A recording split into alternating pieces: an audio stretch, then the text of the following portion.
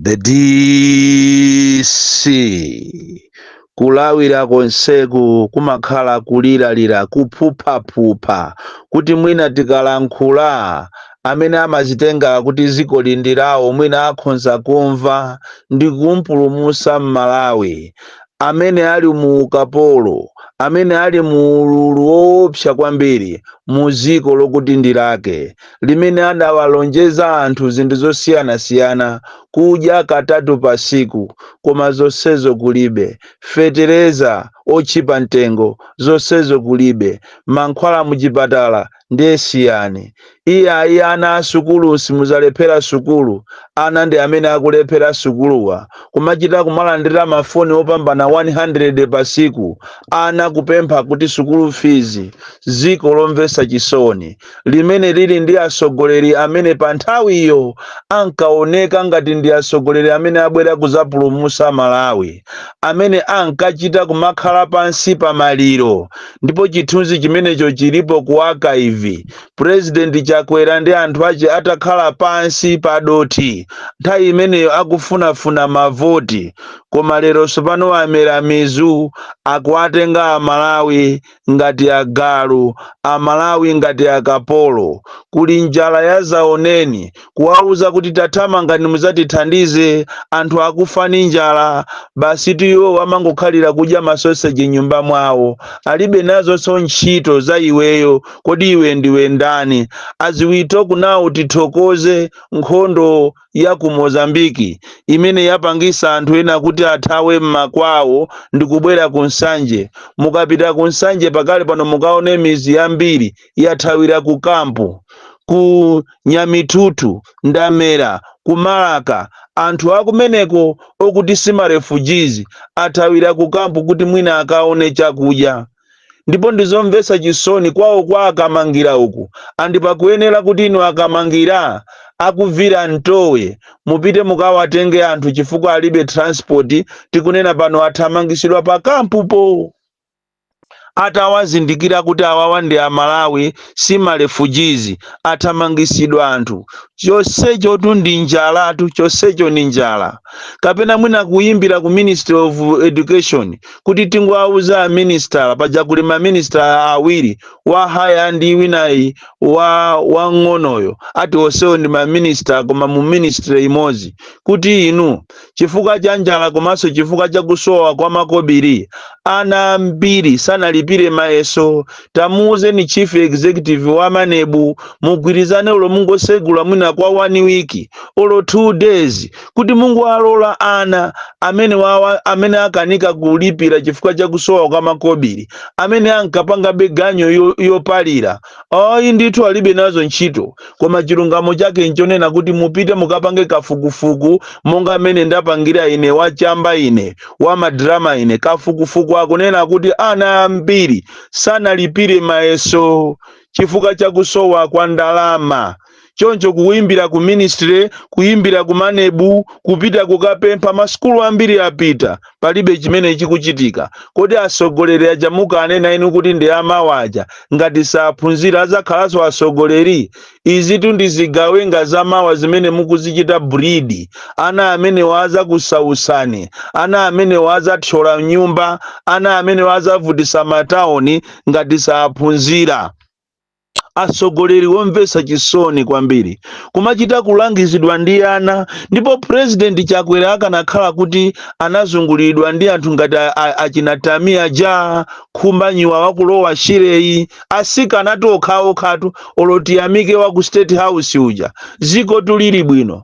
Chifukwa ana ngati amene ajawo moreover ndi asikana azimayi amene akuyima ndikumamulangiza president, mudziwe kuti zimene zinachitikepo kuwaona ana ngati atiyamike aku State House konkotu. Kuyima pa chilungamo tiyamike, kuyima pa chilungamo tiyamiya ja, kuyima pa chilungamo Khumbanyiwa. Ndipo ndikuthokoze nini kwambiri asikana, for the first time you have risen above everything and stand for your country, you are fighting for your people. Izizi ndizonyadisa kwambiri. Amalawi tikati tizipanga chonchi ntchito ndi kumagawana, ena akagwira uku ena akagwira uku. Anthu amene wa andale wa asakutitola, anthu andale wa akutitola chifukwa chokuti ifeyo timangokhala chete, timangokhala du kutitenga ifeyo ngati zisiru zawo. Anthu weekend yapitayi yamakambirana kuti ande kuti weekend ino ndi mmene wagufira Chakwera uja nkhani ya sona ija, ndiye kuti amene iyi amuona kukhala cabinet reshuffle. Ndi nangoti ndimangoseka cha mtima kuti koma Malawi si mamuzi wa Chakwera right? Ngati kuli munthu amene ali wofoka, ngati kuli president amene amachita anthu kumugunyuza kuti inu kunja kutukwacha, kuti inu anthu tulero tu akuyembekezera state of national address, ndiye ndi Chakweratu. Chakwera is not on top of the affairs. Inuyo mukanene kuti Chakwera achite fire ma ministers yake amene amunamiza, inuyo Chakwera inu simumuziwa. Tangu tengani nkhani yomwe ya Chikangawa kumene kuna agwa ndege ya vice president Saulos Chilima ndi anthu ena 9. Tangu itengani nkhani yokhayo. Pakana panopa palibe chimene Chakwera wapanga. Akanakhala kuti Chakwera ndi dolo nthawi imene jayo wonse amene anali responsible kha ku aviation, kha ku army, kha ku homeland security atachosa ntchito wonse for negligence. Chifukwa ripoti linachita kunena kuti panali kusasamala, koma Chakwerayo ali du nderero azikayankha lero ataona kuti mkazi wake wa Chilima Mere Chilima wadandaula ku BICC. Nderero azikanena kuti ineso ndikudandaula, only God knows. So pano ngati iwe ukudandaula kusonyeza kuti ripoti lo silili credible, ni chifukwa chanu umalilandira.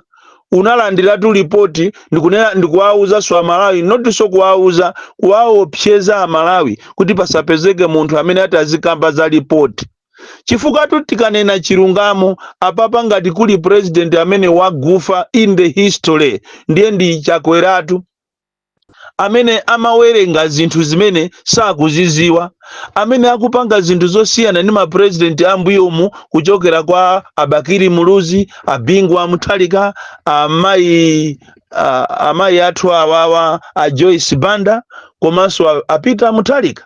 President asanapite ku parliament kukawerenga sona amayenera kuti awerenge azamveka zimene zili mmenemo, achite verify even in ma district commissioner. Ndizosiyana kwambiri ndi zimene amapanga ma president ena mbuyo. Ngati mene anali ngati Bakiri Muluzi amakhoza kuwayimbira district commissioner, amakhoza kumuyimbira governor kumfusa kuti iwe kodi panjeza ponjeza skulu kumulanje, ati si skulu ya boma ndi skulu ya Katolika. Munthu uja auze kuti ndiye iyeyo azipita azikawerenga zinthu zimene akuziziwa, koma iyeyo tu aitu. So Amalawi ngati mukuyembekeza kuti Chakwera angachite fire munthu muiwale, chifukwa chilungamo chake nchonena kuti ma ministers wonse amakachita report ma achievements yawo kwa SPC, ndipo SPC uja amatenga zimeja kupita nazo kwa Shoni Kamponden kapena ujini PA wandani wa president, akazichite edit, akazichita edit azilembe ndezi masanduka no sona. And apapa in this case pakuoneka kuti pakuyenekera kuti malaini ministers onse amene akupezeka kuti amunamiza Chakwera onse to anayenera kuachita fire by now. President Chakwera anayenera kuachita fire wonse kuchokera ku SPCO amuchose ntchito, Minister of Health, Minister of Education, Homeland Security, Agriculture, Transport wonse achose ntchito. Koma ndikukusimikizirani na munthu wake President Chakwera palibe chimene angachite. Sanga achose ntchito ata akuyenera kuchita kumugunyuza kunena kuti inu tazuka ni inuyo kunja kusikuli bwino. Ndizopangisa manyazi kwambiri. Shame on the president. Kukanakhala kuti kunali maiko ena izimene zikuchitikazi zokuti anthu kumakanama kuti kwamangidwa amapolisi ngati mene kulili ku Eutini. Ku Eutini sotu mwina anthu mwaiwala musona munja ilimo sotu Eutini. 17 houses koma ponsepo pali chani pali ma foundation kukhala maiko ena maiko anthu ozindikira bwino amene amachita respect democracy rule of law nthawi zino amene chatamuchita impeach itu Chakwera akanachitidwa impeach ndiponso ndikulemberedwa milandu yonena kuti amene akuyenera akalowe ku ndende chifukwa chonamiza ziko. Because this is a serious offense. President wa ziko ndikumakanama kumaanamiza anthu amene anamuyika pampando. It is a serious offense.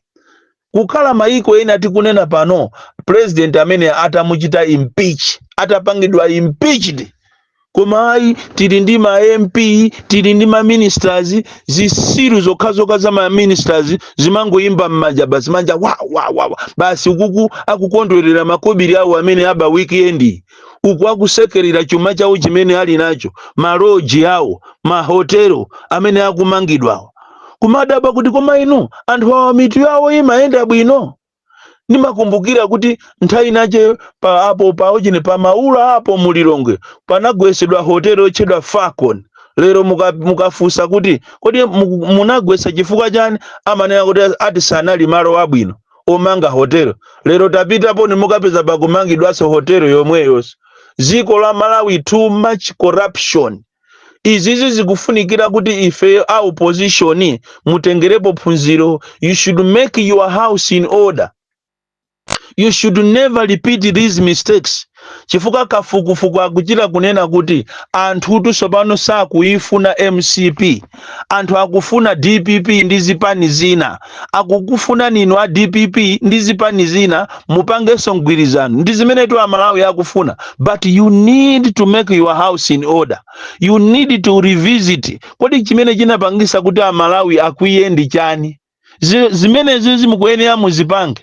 Utenga opita ku DPP mama wa uno ndi ochokera kunchalo kunsonkhano sini kunena tikudeza tu ayi kudeza kunali bwino kunsonkhano wa kudeza kunali bwino ma speech ya bwino turn up ya bwino koma utenga wa mama wa uno kupita kwa ino a DPP utenga ukuchokera kunchalo kwa anyake ya kunchalo amuimbira president wa anthu osauka kunena kuti ife kuno tikufuna DPP koma akutikhumudisa a regional governor a DPP akuoneka ngati akukondera apeza kale candidate ndipo pa nsonkhano amulankhulisa shadow candidate mmozi ena osalankhulisa ena okungwauza kuti wevani. This is a serious mistake imene amapanga azipani zambiri kuphatikiza ino a DPP unchitidwe omafuna kumachita impose ma candidate ukulepheresani zisankho anthu atakukondani kale nthawi zinatu anthu amakavotera chipsera mtima zachitika kunchalo zulo anthu ambiri akhumudwa chifukwa mwaoneseratu ino a DPP kuti muli ndi candidate. Izizi must go to the party. This issue is a serious issue. Do not repeat the Bale issue. Do not repeat the Neno issue. Kwa kumene munapita ndikumakangosiyako ma candidate. Zimene zizi kuphalombe kwa ana kachiko. Zimene zizi musazichite repeat, mwasiye anthu achite compete, mwasiye anthu apite pa ground apange ma primaries. Izi zomasankha ndikuchita endozi munthuzi zikupwetekesani chifukwa anthu ndokupchakale mtima and si bwinonso in democracy ndikumachita impose anthu muzimva tu anthu inu muzimva anthu ndi akukufunani kopya akunena kuti ndiye kuli bwino tibwereze zomwe zija kusiyana ndi izi chifukwa izi nzophesa ana so utenga umene uzili ndinu muutenge zili ndinu musautenge koma ndikungokuuzani inu a DPP zimene zachitika zulo kuja kumachedwa ku nchalo anthu akhumudwa chifukwa mwaoneseratu a regional governor kuti muli ndi munthu ku nchalo osakhala mashado koma sono muli ndi MP kale amene inu achipani mwamuchita endozi.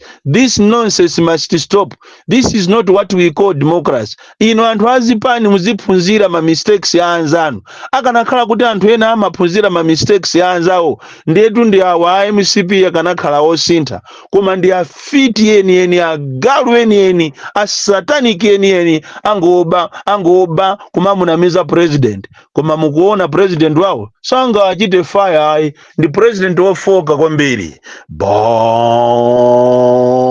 Klindo, the DC, mwana woopsa kwambiri, the most deadly and dangerous child from Jeza Village, T.A. Mabuka, Box 76, Mulanje, Malawi, Southern Africa.